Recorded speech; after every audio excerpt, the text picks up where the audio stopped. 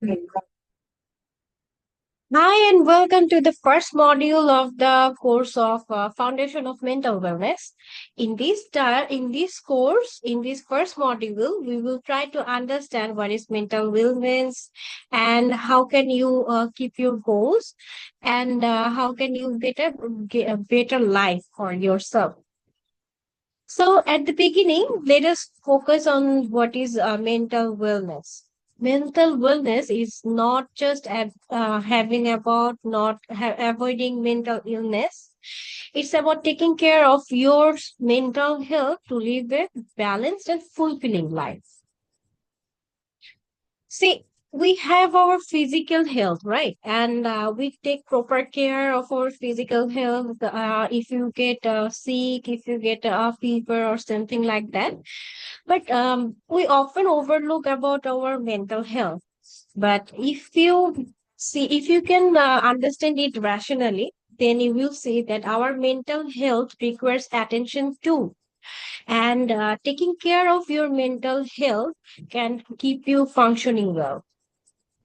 So let's see why it is important to understand that mental well-being is the foundation for your mental being, overall well-being. So mental wellness means having a healthy mind, the ability to cope with stress, manage your emotions, maintain good relationships, and etc. It's not just having the absence of the mental illness, but it's more like a state of overall your psychological well-being. If we look into a few examples, then we can see, let's talk about a person who is having a deadline. Either it is for their schoolwork or either it is for their project work or something like that.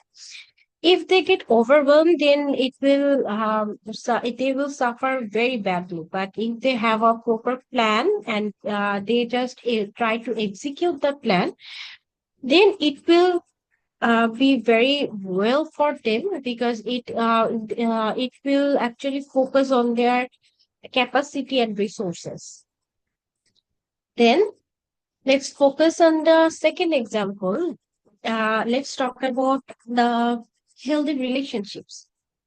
If you want to have a healthy relationship with someone, then it is better that you talk to them. If you anytime you feel overwhelmed or if any of their behavior bothers you, it's better if you talk to them and make them understand why you were feeling upset with them. And this thing will help you in a long run because you are not bottling your emotions up. And if you bottle your emotions, then it actually hamper you in a long run because once you start bottling up, then your emotion will try to ruin your life. But emotions are meant to help you grow. So it's better if you talk about your emotion with your loved one. Self-awareness is example one might ask. So let's talk about that now. Say for example, a person who is working for a long time in an office and they have a very monotonous life and very monotonous routine, and they are feeling that they are at the verge of getting a burnout. So at that point, if that person decides that he or she wants to take a leave and take a vacation actually for a long 14 days, it will be better for their mental well-being. So these are the examples one might ask to better understand what is the example of mental wellness. Now, if we go to the next slide, here we can see there are many consequences of neglecting your mental well-being. When you don't manage your stress or focus on your emotional health, it can lead to burnout, anxiety, or even physical illness. Neglecting your mental health can affect various aspects of your lives, like your school, your work, and your interpersonal relationships as well. If you have your poor mental health, then it might lead to decreased energy and motivation.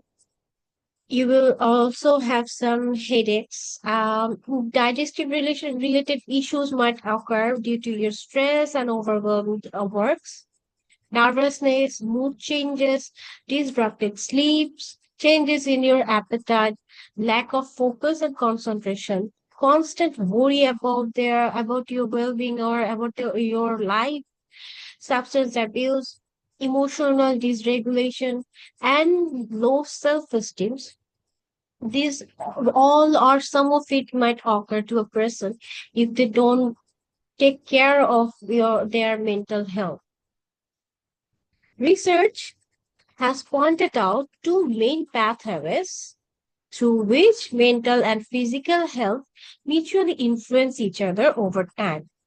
The first key pathway is directly through physiological system, such as your neuroendocrine immune functioning, and the second primary pathway is through health behavior, like eating sensibly, getting irregular exercise and adequate sleep, avoiding smoking, engaging in sexual practices, wearing seat belts while traveling through a vehicle.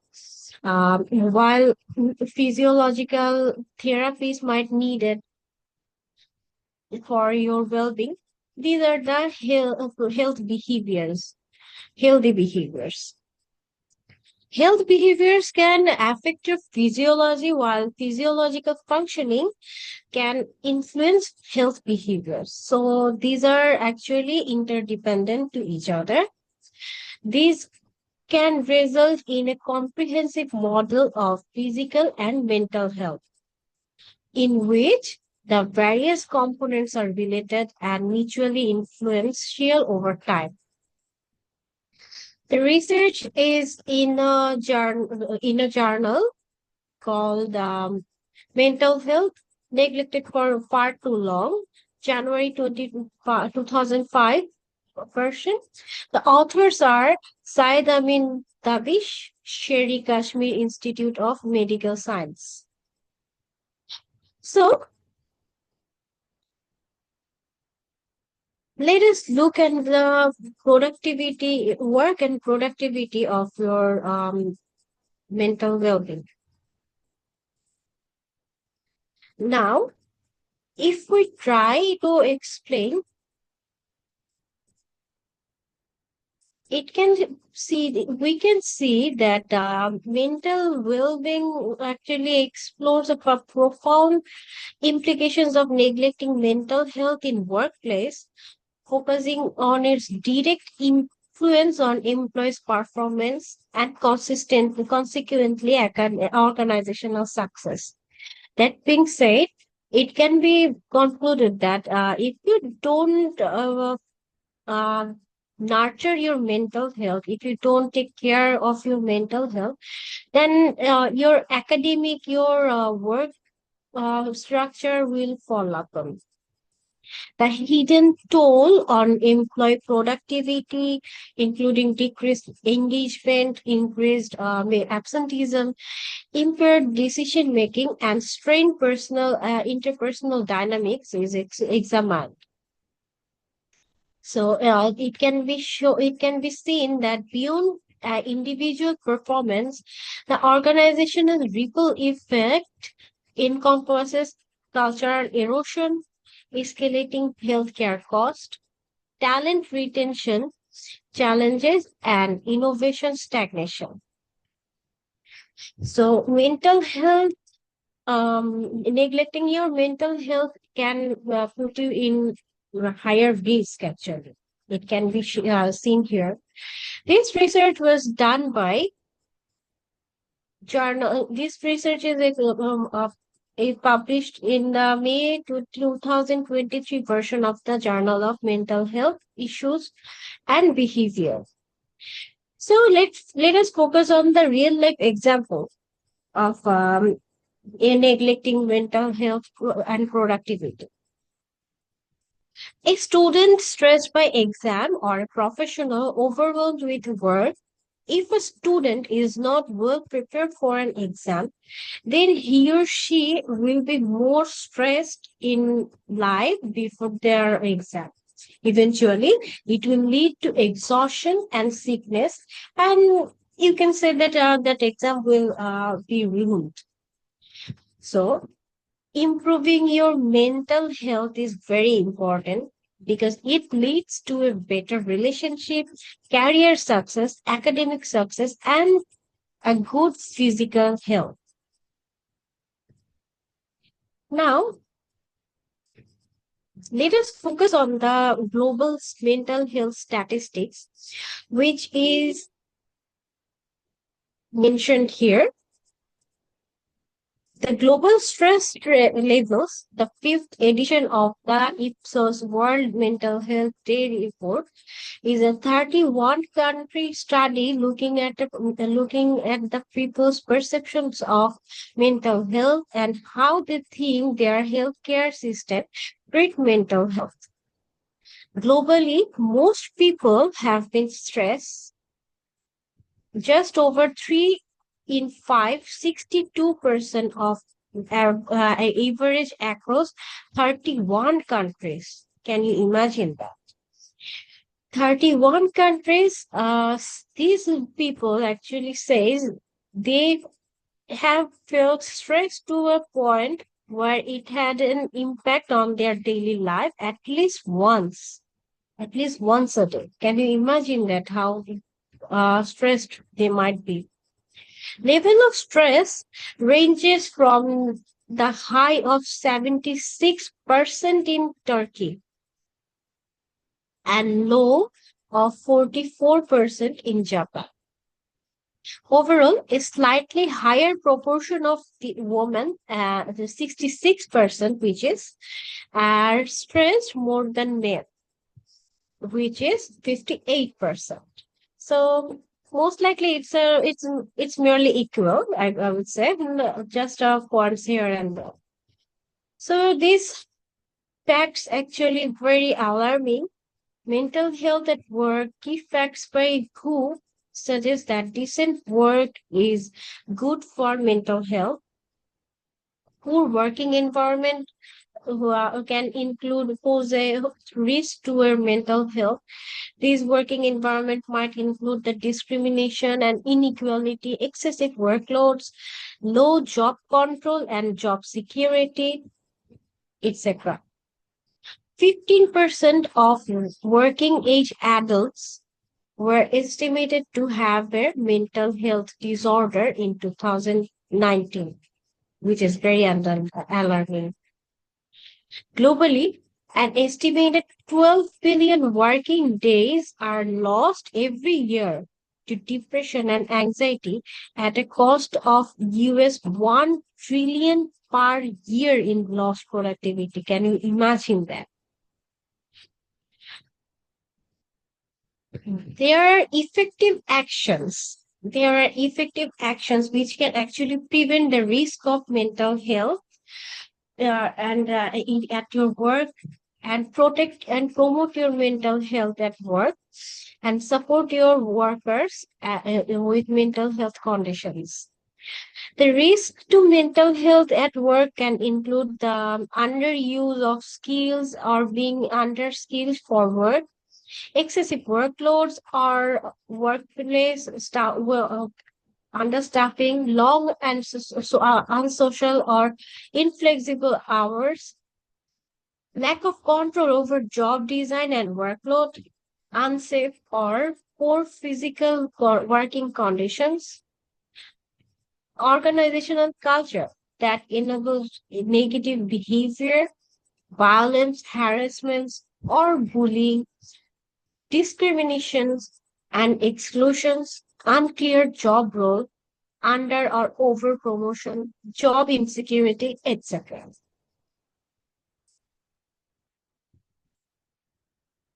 So, let us now focus on the key concepts of stress lifestyle, and emotional well-being. Stress is your bodily response that can be posed as a threat when it is not well organized. So stress might demand your body's demand or threat, either real or perceived. In psychology, if we talk about stress, then it is a multifaceted response to change or challenges, manifesting as emotional stress or pressure. It is a natural reaction involving physical, emotional, and behavioral response. Stress can be triggered by various factors, requiring your body to adapt. While small amounts may be manageable, sustained stress can lead to psychological or emotional discomfort. For example, if you are going to a class and and you don't like your teacher for some reason, then if you take the class for 6 months, then your stress level will be higher than any other students of the class. So understanding the causes and impacts of stress is very crucial for your mental well-being. Now let's focus on the lifestyle.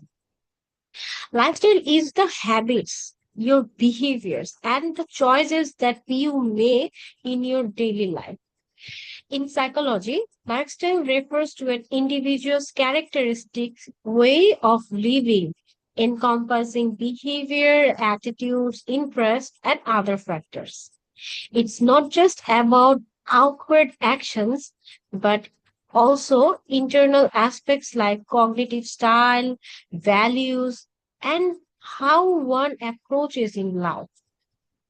In Adler's individual psychology, lifestyle is a pattern of behavior adopted in childhood to compensate for feelings of inadequacy. So, overall, we can say that if you are living in a life, the way you are living your life is your lifestyle. Now, let's focus to the emotional well-being. Emotional well-being is your ability to manage emotions and cope with life's challenges.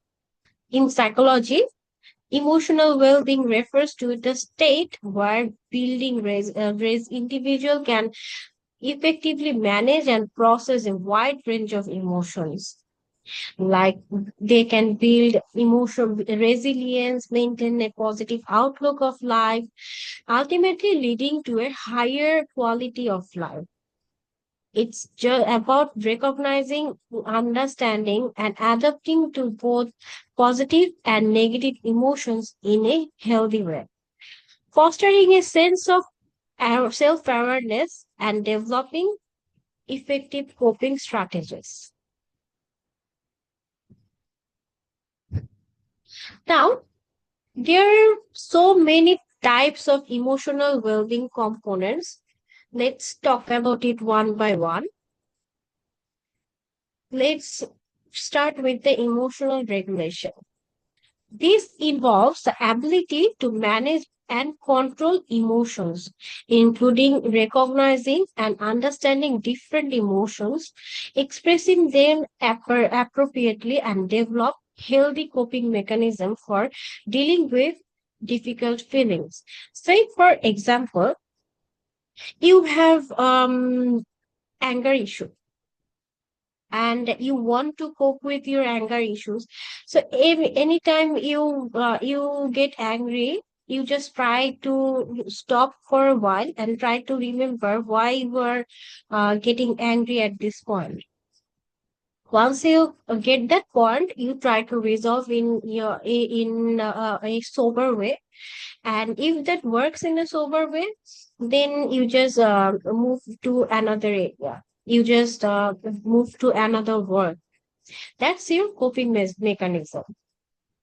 Now, let's talk about self awareness. It's about understanding your own emotions, strength, weakness. And these are very crucial for your personal growth and emotional well-being. So, self-awareness is most likely emotional regulation, but it's an extended version because you know your weakness, and you can get that. How can you just tackle your weakness and make a proper, better version of yourself? Let's focus on the resilience. Resilience is the ability to bounce back from challenges and adversity, adapting to changes and maintaining a positive aspect in even in difficult times is a key component for the emotional well-being. Say, for example, if you are let's go to the first example here. If you are angry, if you have anger issues, then you have built in resilience along with your anger issues, and you know very well how to deal with your anger issues and how can you be a better version of yourself. Now, in your life, there comes a difficult situation where being angry is might seem the only option for you. Maybe there is a riot or something like that. But instead of getting angry, you just chose not to get angry and try to evaluate the situation better and get out of that situation without harming anyone. That's called resilience.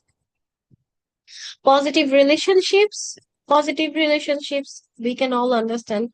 Like if you have any stable relationship, either it is with your parents, it is with your friends, it is with your loved one, this can actually create your safety net.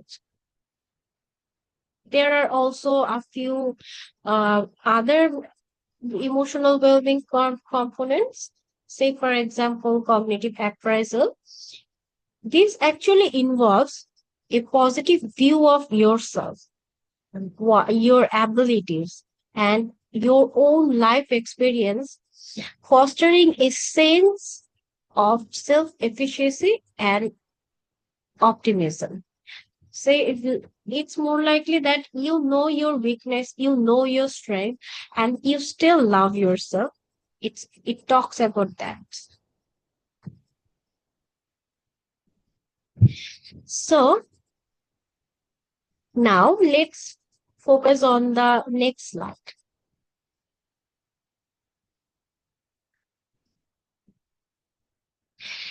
These slides actually talks about the interconnected connection of stress, lifestyle, and your emotional well-being. If we talk about the putting the dots, then stress can impact your overall emotional well-being, and poor lifestyle choices can increase your stress. So it actually eventually creates a cycle, and this cycle actually harms you in long run. Stress significantly impacts emotional well-being, affecting your mood, behavior, and overall health. Acute stress can be adaptive, while chronic stress is detrimental. Psychological prevention, like acceptance and commitment therapy, ACT, can help you decrease stress and improve well-being.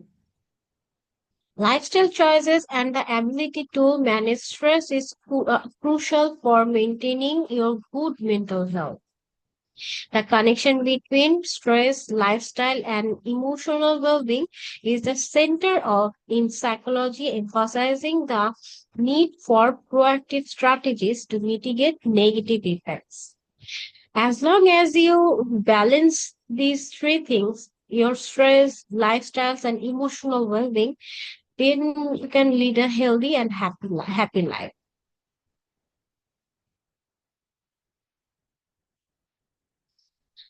Now, here's let's talk about some how to balance these things in your mental wellness.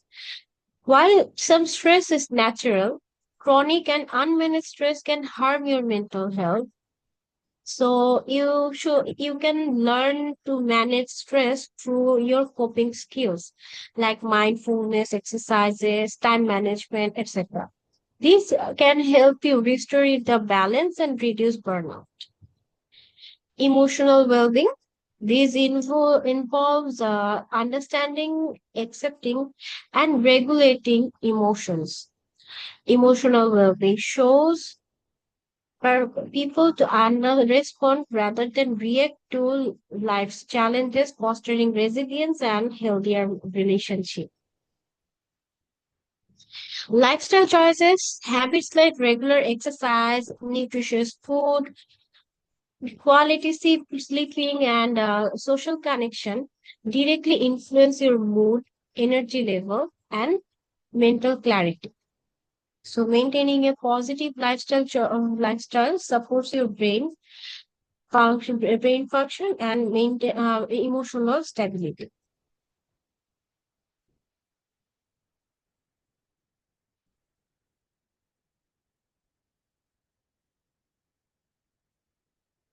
Now, we're at the end of this module. So, at this point, let us focus on the practical takeaway that you can help to work on yourself. So, self reflection is very important because if you try to reflect on yourself, like what are your strengths and what are your weaknesses, and how can you lead a healthy life, what do you think, what works so for yourself, this can help you to know yourself better. So eventually you can understand stress better and you can cope with them better. That will lead you to a better life. You should also set intentions like where which area you want to work first. Like if you want to manage your stress first, then you can work on that. And how can you work on that, you should also understand that. Like if you want to take therapy for that, you can work, you can also do that. If you want to join a meditation class, you can do that, and vice versa. So there are, you can also commit to growth where you can understand what are the key components of your growth you want to see in yourself within 5 years, and how can you build them in your life and make a better version of yourself eventually. So this is the end of this module.